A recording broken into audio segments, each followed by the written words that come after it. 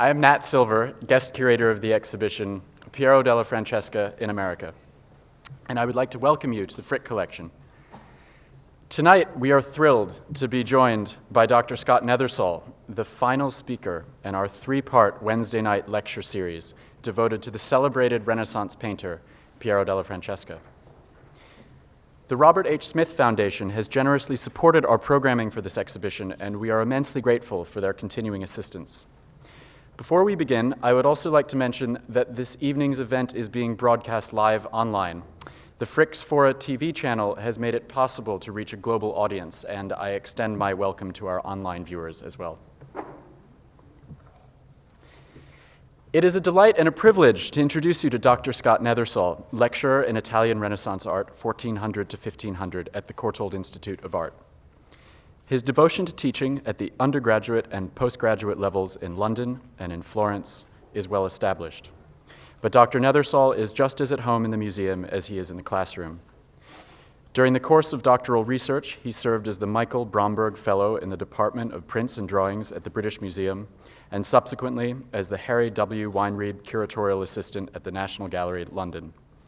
It was in this capacity, as curatorial assistant, that Dr. Nethersole conceived the pioneering exhibition Devotion by Design, Italian Altarpieces Before 1500, and wrote the accompanying publication, a book that we have available for purchase in the Frick bookstore.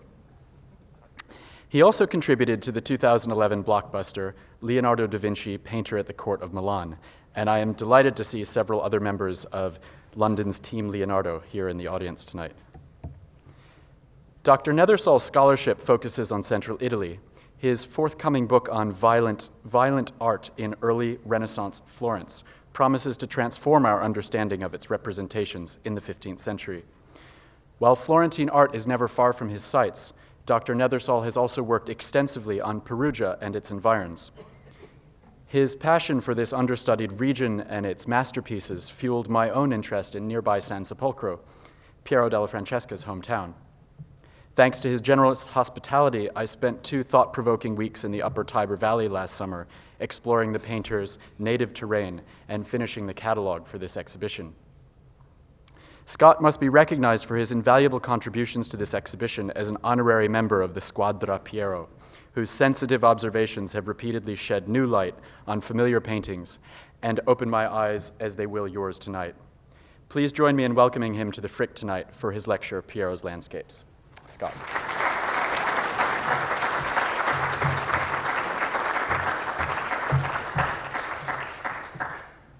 Good evening. Thank you very much for those kind words, Nat. Before I begin, I would like to express my gratitude to the Frick Collection and to its staff for the very generous invitation to speak tonight. I'm particularly appreciative to Ian Wardroper, Colin Bailey, Denise Allen, and of course Nat Silver. Adrian Lee has attended to my every need, however idiotic, and I am particularly appreciative to her.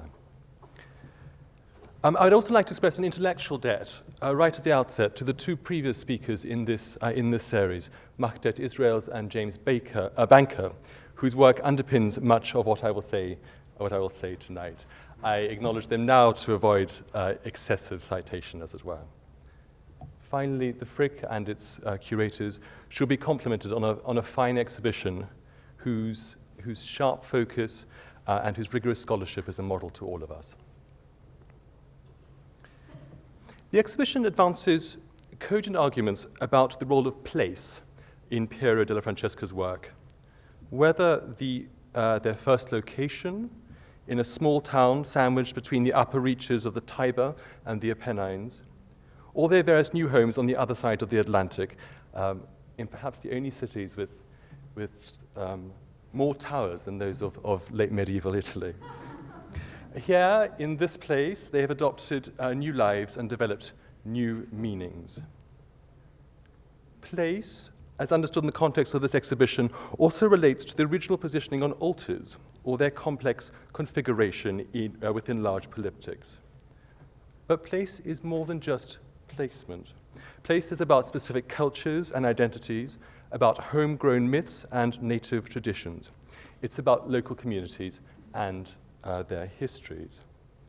In the catalogue for the show, Nat Silva has related Piero's art to the culture, society, and cult objects of his hometown. Christa Gardner von Teufel has advanced similar arguments. Tonight, I would like to follow their lead and examine Piero's landscape depictions of his birthplace. As you've seen, I've called this Piero's landscapes, but it might equally have been entitled Piero's townscapes. In fact, I don't think you can really separate the two. But before we look at Piero's works, I would like to offer a few general comments about the role of place and landscape in 15th century Italian art more broadly, particularly its role in sacred art.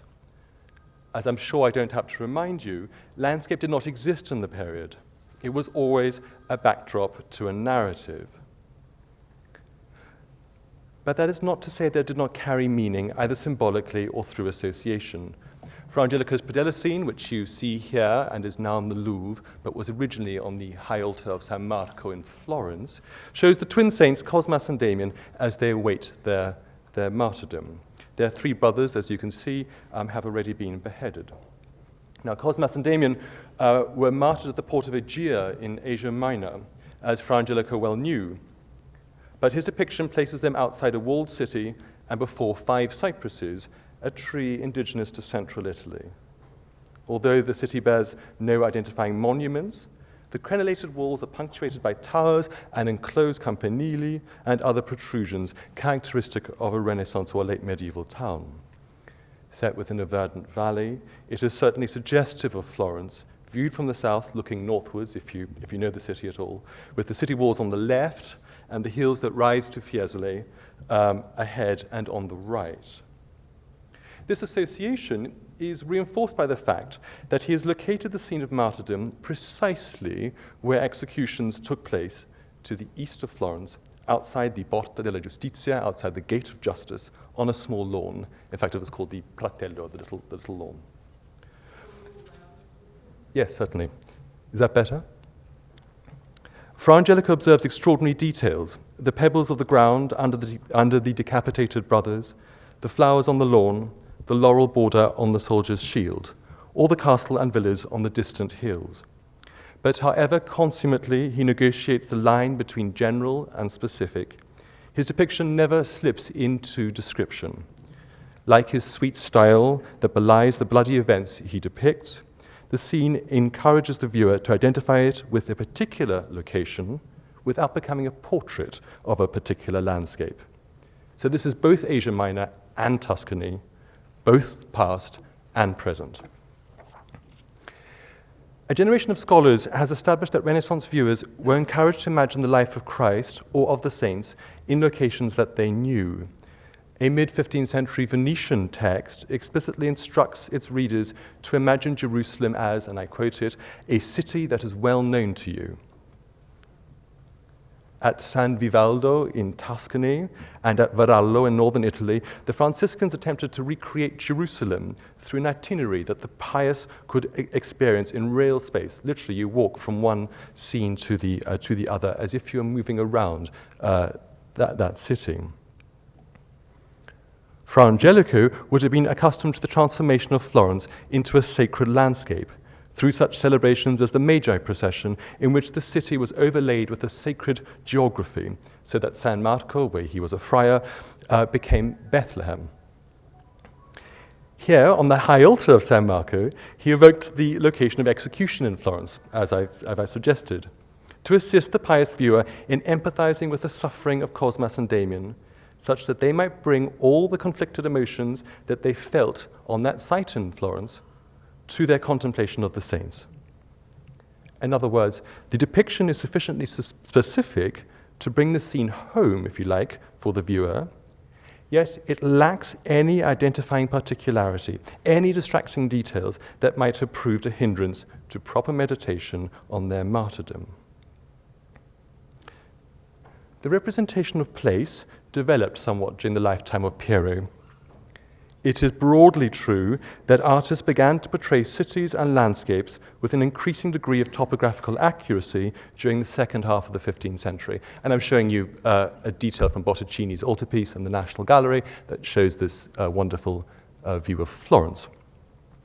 This trend can be traced in artists working in locations closer to Piero's home, such as Bartolomeo della Gatta. This is his St. Roch, painted for the Fraternità dei Laici in Arezzo in 1479, with the building that still stands in Arezzo, which over here. Not that, I should say, the evocation of place disappears. It still persists in artists such as Perugino, whose landscapes often evoke the hills and the lake near his birthplace of Città della Pieve, as Laura Tesa has recently shown. Now, Piero's works fall into both these categories, if you like, although they never become fully descriptive. In his frescoes in Arezzo, particularly in this fresco, the finding and recognition of the true cross, there's a clear attempt to portray the city of Arezzo itself. And there you see it in a detail. By contrast, in his Resurrection, on the walls of the Residenza in his hometown, Christ's awakening is set against a landscape that evokes, and I stress that it evokes, but does not reproduce the surrounding hills. It's not specific. Although this fresco has suffered considerably over the years, it is still possible to determine that it never included identifying landmarks. What is more, it is a landscape that is both expressive and symbolic. The trees that flank Christ on the left have lost their leaves, while those on the right have a dense and broad canopy. The distinction between left and right is that between death and life, and so charts a development from hopelessness to salvation. In other words, the landscape is a potent symbol of the resurrection. While its portrayal might have suggested the hills above San Sepolcro to a 15th century audience, it would equally, I should say, have reminded them of the everlasting life promised by Christ's return from the dead. So, after these introductory words, which I hope have sort of set the scene somewhat, I want to move on to the real focus of this evening. My purpose is to examine a single picture. That's Piero's baptism, which sadly isn't here, but is in the National Gallery in London. Together with his St. Jerome in Venice, which I hope to mention briefly in conclusion, it contains a townscape identified as his home, Borgo San Sepolcro. Just as this skyline will immediately carry meaning for all of you, or at least I hope it will, and probably has different associations for those of you who are not from New York, so too the view of San Sepolcro must have had particular significance for its Renaissance inhabitants. And with that in mind, we can now turn properly to the baptism. The composition is centered and dominated by the figures of Christ and St. John, one still, frontal, and nude, except for a loincloth, the other in motion, profile and dressed.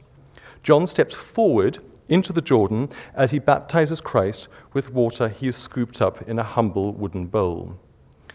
The dove of the Holy Spirit descends from above amid a shower of gilt rays, many of which have now been lost.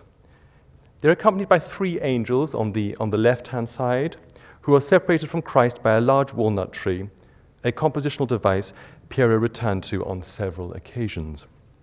There are a few other figures, including a disrobing acolyte and a group of men in Eastern costume who, like the angels, have been the cause of much iconographic speculation, and I should say, in large part, that falls outside the scope of my talk this evening. The river is obviously a requirement of the narrative. This is, after all, a scene of baptism. But it also plays a key role in the composition. It guides one's eye from the foreground scene backwards, around the bend in the river, and up towards this town in the background. Piero was evidently keen that the viewer arrive at this point because he's provided another route there via the charged space between Christ and the tree, where one's eye jumps by step, as it were, up these various tree stumps and enters the town by this long road. Scholars have long been divided over whether this town actually represents Piero's birthplace and home, Borgo San Sepolcro, with some arguing that it is insufficiently accurate to be so, as if the goal of Renaissance painting was to achieve a type of mimetic exactness akin to photography. Typifying this approach, one commentator has argued that it cannot be Borgo because, in his words, and I quote him, it is part drawn from observation, part from convention. But this is precisely what characterized early Renaissance landscape or cityscape depiction. Considered in light of the expectations that I sketched out at the beginning of this talk, it seems to me that the small wall town is undoubtedly meant to evoke Borgo. The landscape invites the viewer to localize it. Identification, it seems to me, is a condition of viewing this picture. Perhaps it is an aspect of the low viewpoint, which is quite a novel innovation at this date, which draws the spectator into an expansive, sun-filled landscape and makes him or her part of it. Michael Baxendale has described commensurazione, commensuration if you like, as an aspect of Piero's art, a kind of proportion in which one thing is related to another. Here, their relationship is between viewer and location. The scale of one, if you like, is commensurate on the other. Of course, Piero also particularizes the landscape in far more tangible ways. He closely reproduces the town's geographic situation and several of its urban features. It is situated at the edge of a flat, cultivated valley before the foothills of a mountain range, much like Borgo itself, which edges the fertile floodplain of the Tiber just before it rises into the Apennines. Moreover, the profile of these hills, with a considerable land mass directly behind the town, separated from a sequence of receding hills on the right, is broadly, very broadly comparable. Again, I stress that it evokes the area rather than actually describing it. Piero's hilly landscapes frequently feature an alternation between planes of green and grey, as you can see in this detail from the background. It seems to me that he aimed to suggest one of the geological features of the area, which you can see here in a satellite photograph of the mountains behind Borgo. The grey areas, whether in the satellite photograph or the painting itself, show or represent what the locals still call jenga, a type of marlstone or unconsolidated sedimentary rock composed of lime and clay, which is very characteristic of the local terrain. In fact, it's what they make cement from, and you can see the coloristic similarity. In these desolate areas, Piero seldom shows any vegetation beyond the odd hardy tree or broom with its characteristic yellow flowers, which is again ubiquitous in the region. The town, too, is painted with certain identifying markers. The bell tower, which you see here, and I think you see here, with its steeply hipped pyramidal roof with 3 arches, is clearly visible, as are 2 structures to the left of it, these 2 here. One is almost certainly the Torre di Berta, which you see in a 19th century postcard there, which was sadly destroyed during the Second World War. While the other, this structure there, might be this tower, which still stands on the main square in the town, or it might equally be one of the northern gates to the town. Further to the left is another gate, the Porta San Cristofano, also called the Porta Del Ponte, which faces southwest across the plain of the Tiber. Proceeding from it is a road that connects Borgo to Anghiari, which was constructed in the 14th century and still survives. It is remarkable then as now for its absolute straightness, a rectilinear quality which Piero has captured and emphasized. I should say there are 2 further towers over here, one of which is probably the campanile of the Pieve di Santa Maria. So, Christ stands in the Jordan, but there is, as has been pointed out in the catalogue, also a stream that flows through this part of the valley. Not the Tiber itself, which runs northwest to southeast, and thus perpendicular to this river, but one of its tributaries called the Afra. Piero breaks with iconographic convention and has his St. John step into the river. Typically, as in this much altered altarpiece by Niccolò di Pietro Gerini, John stretches out to Christ from the riverbank.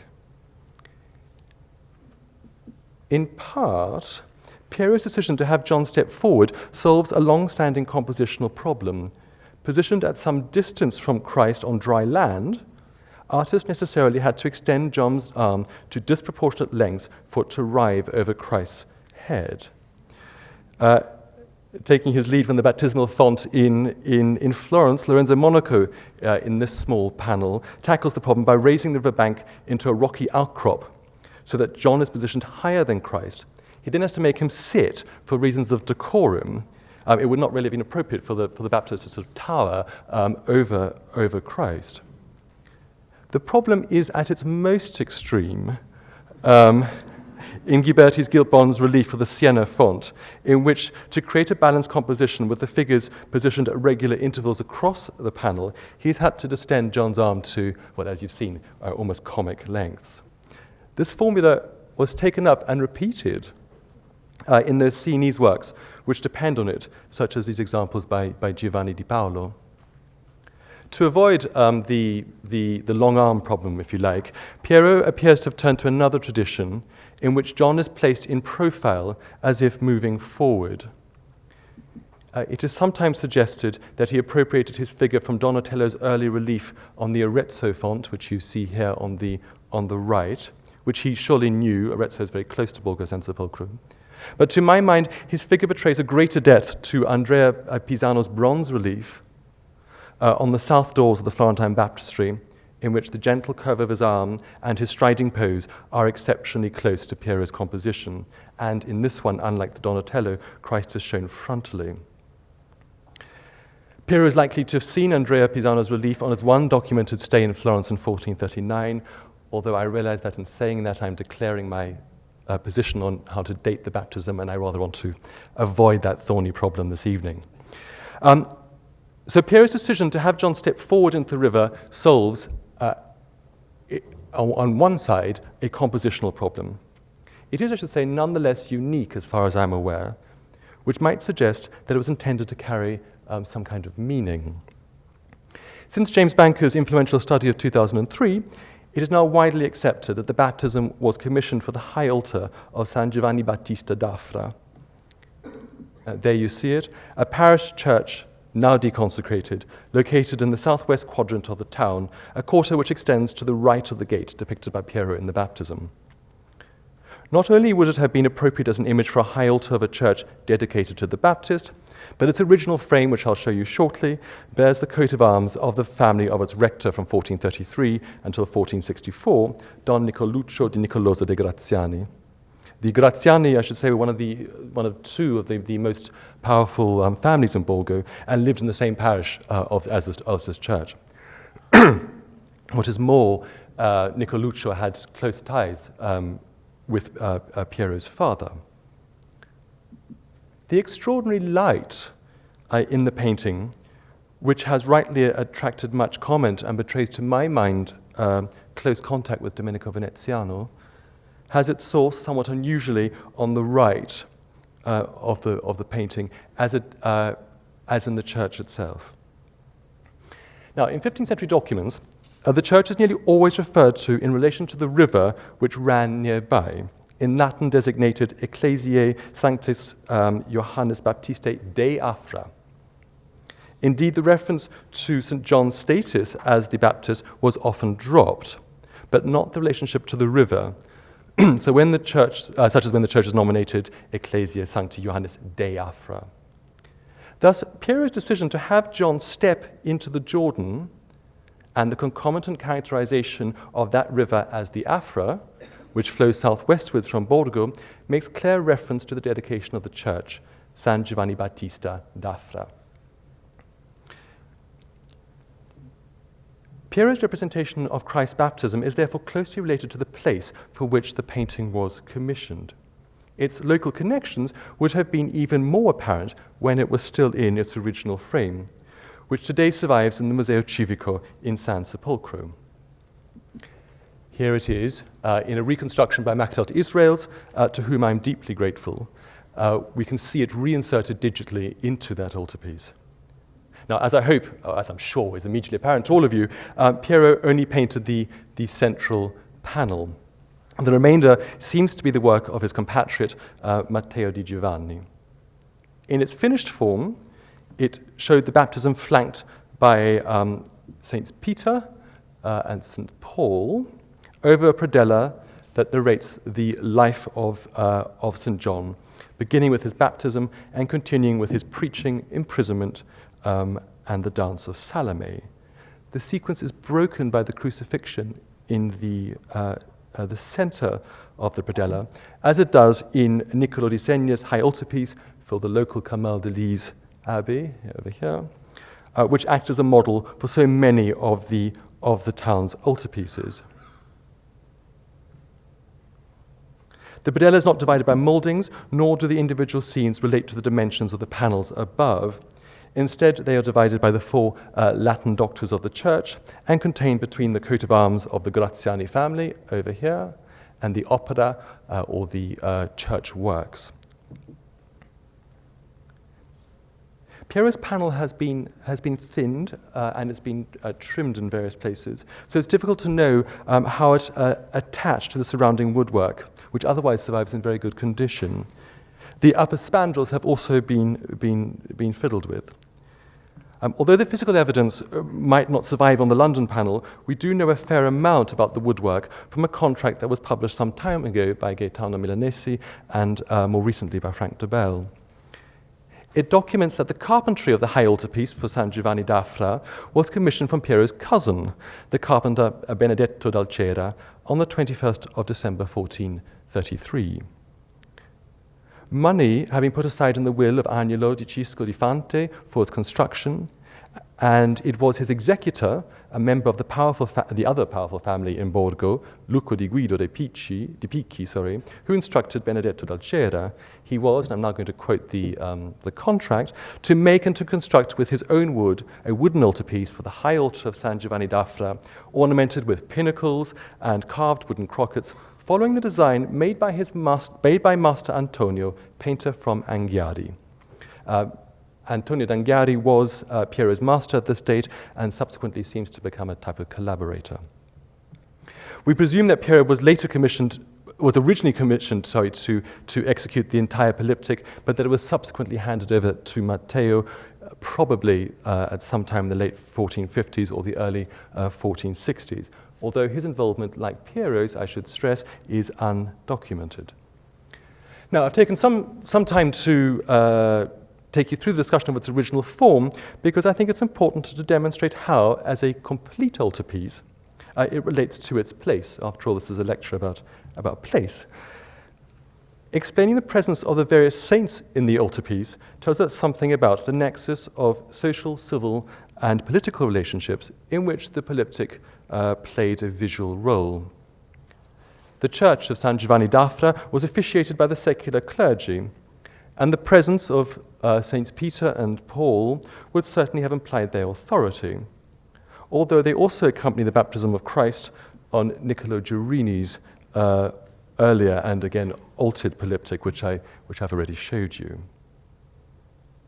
An 18th century historian of Borgo recorded that San Giovanni possessed many venerated relics, including some of the Baptist himself, as well as of St. Stephen and Mary Magdalene, which might explain their presence here in the left pilaster. As a deacon, Stephen would also have reiterated the connection to the secular clergy, whilst Magdalene was the dedicee of a flagellant confraternity, whose members had been assisted by the abbot of San Giovanni in the 14th century when raising money for the construction of their new church outside one of the city gates, on the town gates.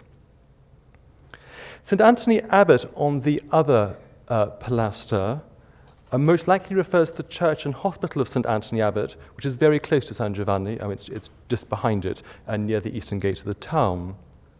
He's accompanied by St. Catherine, who, like the Magdalene and Anthony Abbot, was the dedicee of a flagellant confraternity, and of the female Camaldolese monastery in the northwest quadrant of the town. It is surprising, however, that none of the name saints of any of the potential patrons feature in the polyptych, unless the prominent angels over here make reference to Angelo, who paid for the carpentry, although that seems slightly unlikely to me. This interest, the choice of saints therefore places a high emphasis on communal associations and the social ties of a local community, a much higher emphasis on that indeed than it does on individual commemoration. This interest in the bonds of place is most evident in the saints at the bottom of the pilasters, these two over here, who are Arcano and Giglio, the two founders, or supposed founders, of San Sepolcro. With their long staves, they're identified as pilgrims. Arcano, moreover, carries a container of relics. Borgo was apparently founded by these two pilgrims when returning from the Holy Land in the year 1012, just over a millennium ago, with important relics, including fragments of the Holy Sepulchre. According to a local text written around 1418, they came to a rest in a densely wooded valley of walnut trees where, and I'm quoting it now, Arcano had a vision that convinced him to build a tabernacle or oratory in that place, and that took away all his desire to return home. When he awoke, he found that the relics had flown up into the branches of a walnut tree. And the writer of this text continues by saying, the holy relics expressed a desire to remain in this place. And so they cleared a space in the wood and they built an oratory to house them, thus founding Borgo San Sepolcro. Now, at this point, we must return to the main panel and to the questions of landscape, because it's been suggested quite convincingly by Marilyn Lavin and more recently by Nat Silver that the walnut tree in the center, and that is so very prominent in the composition, that this walnut tree refers to the foundation myth, as well as to the old name for the Valle di Nocea. It might also explain why the trees have been cleared behind Christ. Our first written sources for this legend were penned in the 15th century, doubtlessly committing a long oral tradition to paper. Rather than functioning as an iconographic source for Piero's painting then, these accounts, I think, should be considered together with the landscapes in this painting as part of the same broad trend to consolidate, record, and envisage their foundation story, whether in text or in image. The translation of an event that occurred on the Jordan to the Afra has been interpreted as an attempt to characterize Borgo as the New Jerusalem, complete with the relics of the Holy Sepulchre brought back by these two pilgrims. If so, then the river which winds backwards from the baptism to the town, which, as we've seen so far, is so important, was given such compositional prominence, represents a geographical journey from the Holy Land to the upper Tiber Valley, and thus mirrors the voyage of the two founders of Arcano and Giglio. The expansive panorama, which opens up before the viewer, and the celestial light that floods into it, is more than just an innovation in landscape painting. It is the miraculous revelation of Borgo as the divinely appointed home for these important relics. The impetus for an altarpiece, with a narrative panel at its center, flanked by saints, must have come from Niccolò di Segna's Abbey Polyptych. If not in modo et forma, then at least in spirit. Such narrative altarpieces were not unheard of. Indeed, Siena Cathedral had a whole suite of them. But whatever the direct cause, the decision to include a narrative central panel allowed Piero the opportunity to portray a landscape. And as we have seen, that landscape was both evocative and symbolic. It made reference to the dedication of the church in which it was located, to the foundation myths of the town in which it was displayed, as well as characterizing that town as the New Jerusalem. In the process, it collapsed, if you like, geographic and temporal difference.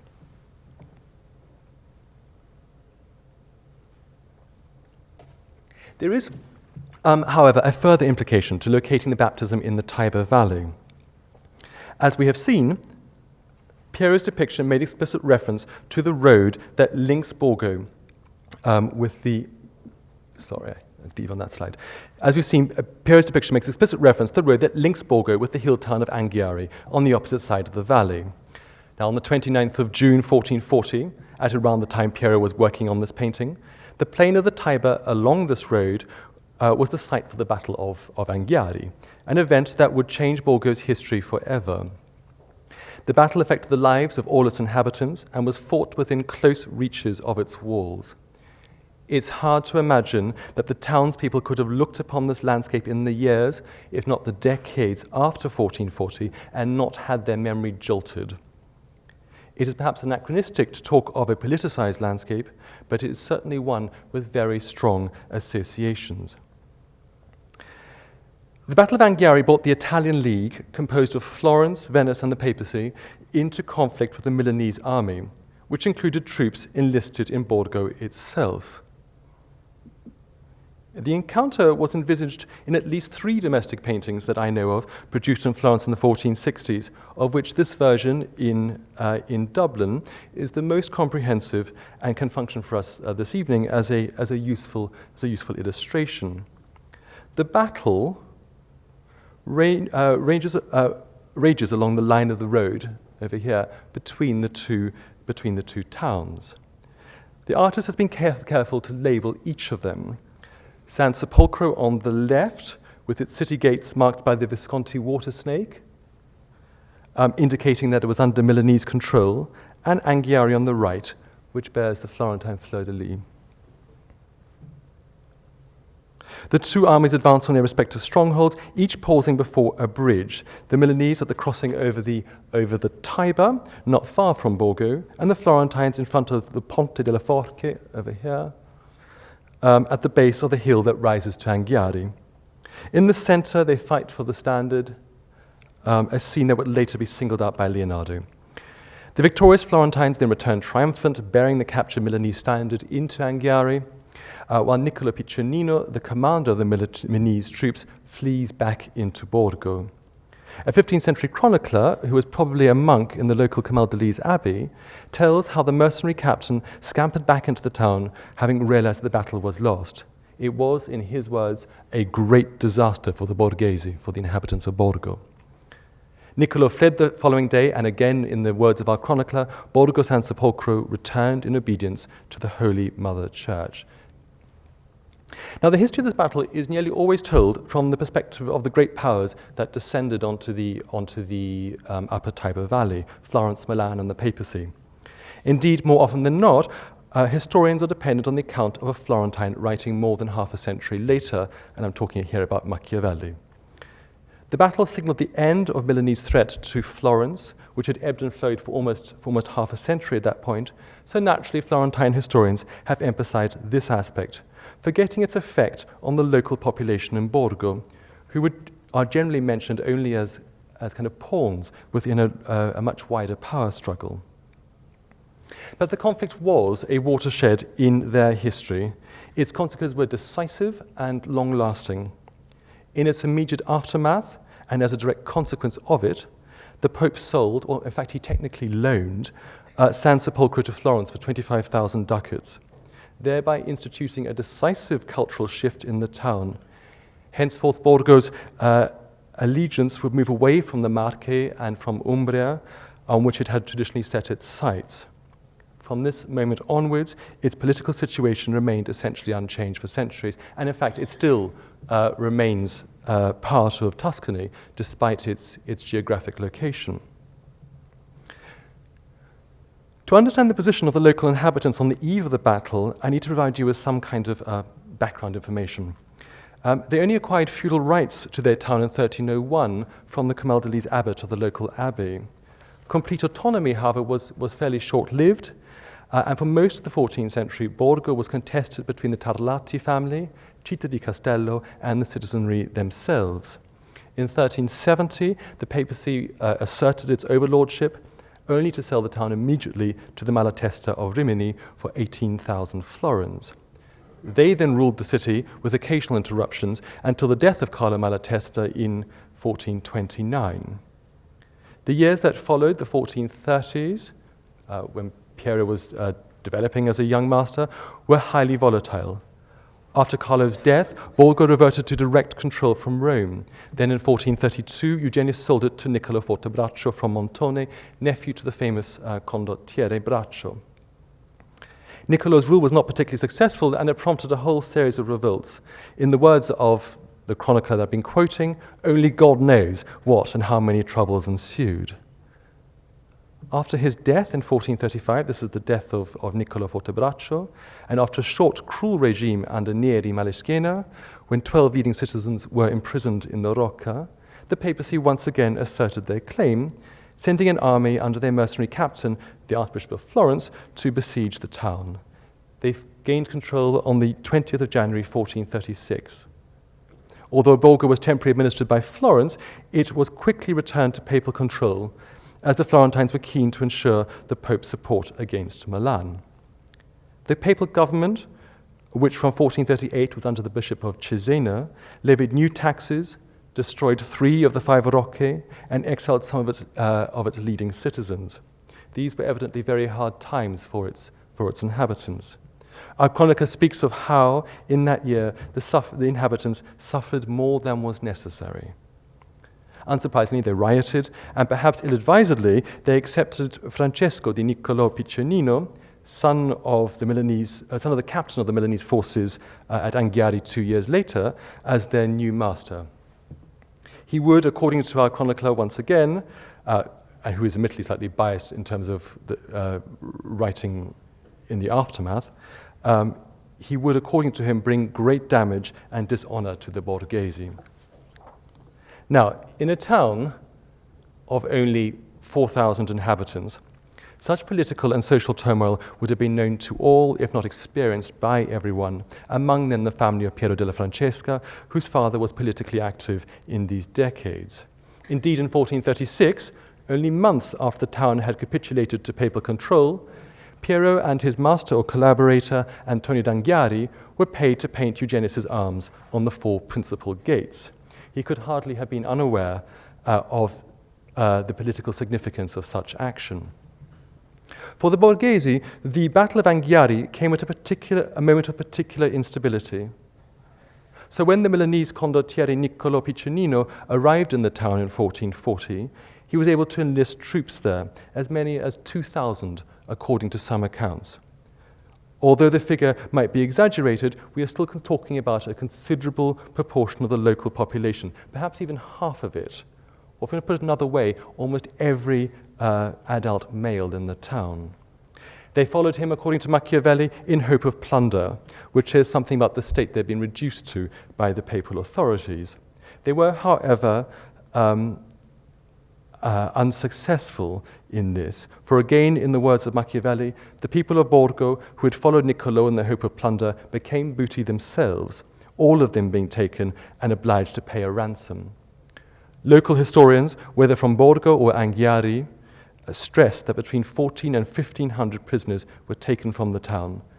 It's a town, again, I say, of 4,000 inhabitants. We deal with a sizable percentage of its entire population. This battle touched their lives very directly and will continue to do so through the economic hardships and crop failures of the 1440s, which were a direct consequence of it. It's hard to develop a sense of what the local population thought of their new masters. Our major source from within the town, which I've been quoting, served a particular function in the 1450s and therefore adopts a somewhat biased viewpoint. What can be said with a fair degree of confidence is that Florence was shrewd in their manipulation of the place, or their management of the place, perhaps a better word. They released the prisoners of war, they rebuilt their defenses, they tended to its walls, its buildings, and its sacred sites. Although they reformed government and taxation, they were sensitive to the concerns of Borgo's citizens and always ensured that they were politically represented. In short, it seems that they fostered a culture of liberation rather than oppression. And our chronicler describes how the new Florentine domination was, in his words, most sweet, gentle, and safe. Now, at this point, it's important to return to Piero's baptism and be quite clear what I'm saying about it. I am not suggesting that it shows the Battle of Anghiari, or that it was necessarily painted with this in mind. This is not about intentionality, if you like. As we have seen by the 1460s, the Battle of Anghiari had an iconography, at least in Florence, and these images are clearly very different from Piero's painting. What is more, there was in fact a painting commissioned to commemorate the victory in the local area. Immediately after the battle, a small chapel was built on the site from which Piccinino had fled. It was requested by the Florentines, paid for by the Comune of Anghiari, and contained an image of the Madonna of Victory. And indeed, it still survives, about a mile outside Anghiari on the straight road to Borgo, although the painting is now long gone, and the coats of arms that decorate the columns are well worn. Now, Piero's painting clearly doesn't fit into this category either. It is a high altarpiece, and it shows the baptism of Christ in the waters of the Jordan. Yet it's my contention that for anyone in San Sepolcro in the early 1440s, that the landscape would have carried certain associations. Foremost among them was the memory of the battle fought there, a battle which engaged much of the population of the town and was contested directly in front of it and changed Borgo's history forever. There are several additional factors which would have, to my mind, reinforced this connection. Chief among them is the presence of the two saints, of Saints Peter and Paul, in the lateral panels, on whose feast day the battle was fought. Writing to the Florentine government from the field, the two Florentine commissioners, Gino Capponi and Bernardetto de' Medici, made much of the fact that had taken place on this day, beginning their missive, "For the grace of omnipotent God and of the glorious Saints Peter and St. Paul, whose feast it is today, for they showed his miracles against those who defy the church."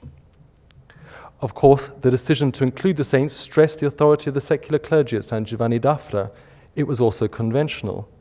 But it was nonetheless a feast day whose associations were not forgotten. Each year, the battle was commemorated on the 29th of June, on the feast of St. Peter and Paul, by running the Palio della Vittoria, the Palio of Victory, in Anghiari. So too, the iconography of the plants in the baptism, which is sometimes thought to place a high emphasis on healing, and the idea that baptism is itself symbolic of a new birth, would have resonated with the residents of Borgo in the aftermath of battle. And we should not forget, of course, that St. John is the patron saint of Florence, Borgo's new master. Likewise, the tree stumps can be interpreted in relation to these events. I hope you won't find this too far-fetched. Piero would return to this motif about a decade later in the 1450s. However, in the baptism, they're clearly a compositional device. They probably also referred to a line in St. John's Sermon in the Wilderness, and they might suggest something of the clearing that was necessary to found the town of Borgo. But to a local spectator in late 1444 or the ensuing decade, it could have evoked the agricultural destruction of the battle. The loss of crops on that day in late June was only compounded by poor weather in the subsequent year, such that many would have died of hunger had not Cosimo de' Medici reimbursed them 300 florins with which to beg grain from both Florence and Rimini. Now, of course, all these individual choices or symbols can be explained away in other terms, and I would hate to suggest that this painting is anything but multivalent. It is certainly not my intention to discount other interpretations, but rather to suggest that thinking about the situation of Piero's viewers in the year after 1440 adds a new element to our interpretation of this painting, which might otherwise be forgotten, and indeed was forgotten, with time. To conclude, I would like to turn to another of Piero's paintings very briefly, which he completed perhaps a decade later. It's a small work which shows St. Jerome kneeling before a kneeling donor, St. Jerome seated before a kneeling donor, who we are told is dressed in Venetian garb and is identified by a later inscription down here as Girolamo di Agostino Amadi. Piero breaks with convention by depicting the donor on a much larger scale. If he were to stand up, he would tower over his namesake. Together they are positioned on raised ground. To the left of Jerome, on the same plateau, is his cave. To the right of the donor, a small mountainous spur with little vegetation. But a large tree, as we've seen, something of a signature in Piero's works. The grey ground marks that this area is the desert of St. Jerome's time in the wilderness. Between them, it falls away into a fertile valley, such that the viewer looks down on the middle ground. Here, the eye is led by the prominent bend in a road to the town, whose horizontal band of walls link the donor's hand to Jerome. Its towers establish a rhythm that, like a regular beat in music, structure the passage from the upright of the crucifix on the left to Amadi's clasped hands. Now, the town itself is a collection of red roofs and towers. Only one building is individuated. Standing at right angles to the picture surface, its facade is marked by an oculus, and its campanile is the largest. Positioned between Jerome and the donor, it would seem to be the church that is often depicted in Scenes of the Saint, if you want to think of Leonardo's version, a reference to his status as father of the church and a reminder of the monastery he founded in Bethlehem. But once again, this town evokes Borgo San Sepolcro, this time I think probably from the north rather than the south, as in the baptism, where one looks down on it rather than across at it from the valley. And in fact, I think it compares rather well with this view of the town painted from the north in 1523. But I should say that's the subject of another lecture. Piero signed the St. Jerome on the tree stump below the crucifix on the left-hand side. It's probably difficult to make out in this light. It's over here. But the inscription records in Latin that it is the work of Piero from Borgo San Sepolcro. He was obviously keen to remind his patron where he came from. Most scholars date this painting to the early 1450s, when the painter was working in Rimini, which seems to make perfect sense to me, as Piero seems to be one of those painters who only signs his work with the name of his town when he's actually away from it. But if the St. Jerome was painted in Rimini, and then potentially sent to a patron in Venice, what would they have made of this view of Borgo, a town which they might never have seen? It's entirely possible that it was only recognized by the man who had painted it and proudly signed it. Indeed, the townscape is closely aligned with his signature on the left-hand side of the panel. It is, if you like, a marker of his authorship. This is a work by Piero from Borgo San Sepolcro. Thank you very much.